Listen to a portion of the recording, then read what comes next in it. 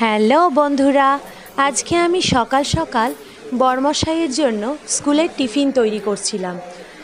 দেখো, ফার্স্টে bread brown নিয়েছিলাম, সেটাকে কেটে পিস করে ডিমের মধ্যে ডুবিয়ে তেলে ভেজে নিয়েছি।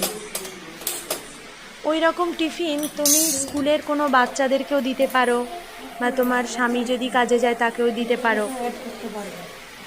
খুব ক্রিস্পি হয় এই খাবারটা। ফার্স্টে কড়াই বসিয়ে তেলটা গরম করে নেব। তেল গরম হলেই পাউরুটিটা দিয়ে দেব।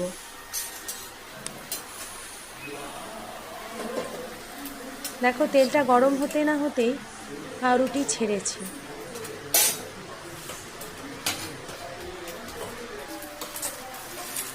দেখো, পাউরুটিগুলো কি সুন্দর লাল লাল হয়ে ভাজা হয়ে যাচ্ছে।